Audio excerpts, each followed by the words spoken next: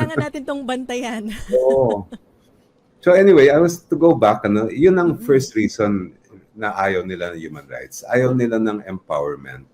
mm, Pangalawa ay pag kinilala natin ang karapatan ng isang tao, ng isang grupo, at yan ay nalabag, syempre kailangan may pananagutan. Yung violator ay dapat may parusa. mm, Ayaw nila ng accountability. Takot sila sa accountability dahil malamang kung may accountability sila mauuna makukulong.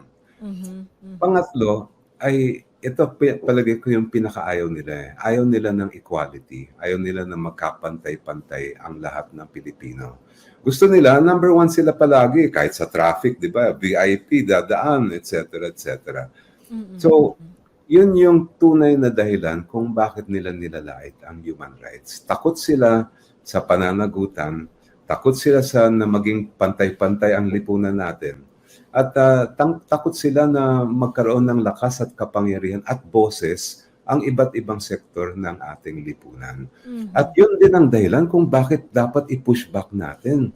Kasi kung wala tayong konsepto ng human rights, anong klaseng pamahalaan at lipunan kaya ang magiging tayo? I don't think mm. we ever have Oo.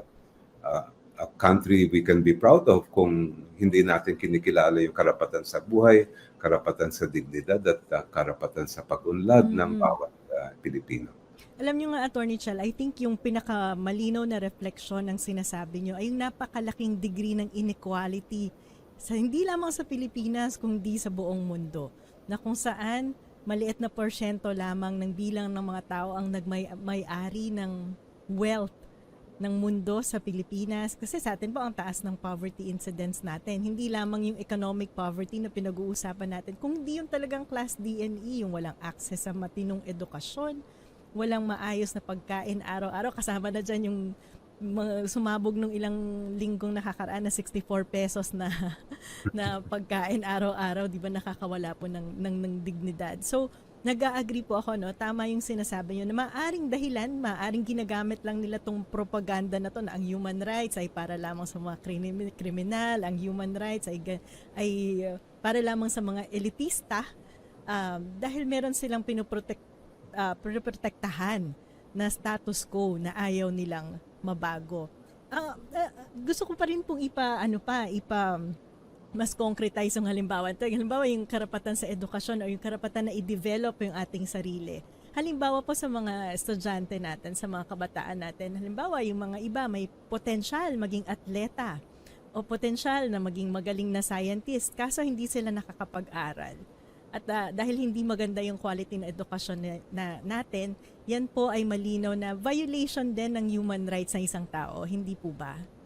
Yes, very clear. Klaro-klaro naman yan na yan ay lumalabag sa ating karapatang pantao.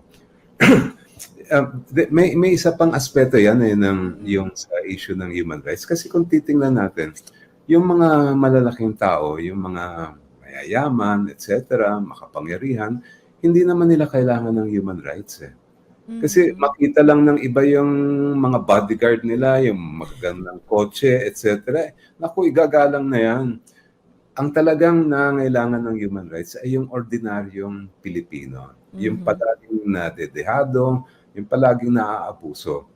Kasi tayo yun eh, yung mga walang boses, tapos pag nandyan yung malalaking kumpanya o ang dambuhalang pamahalaan na natatapakan. At Mm-mm. sila Mm-mm. talaga ang kailangan ng accountability, sila rin yung kailangan ng empowerment at ng equality. Kaya Mm-mm. para sa akin, yung issue ng human rights, talagang yun, core value para sa akin, Mm-mm. kailangan na kailangan ng Oo. Pilipinas. Kaya tingin ko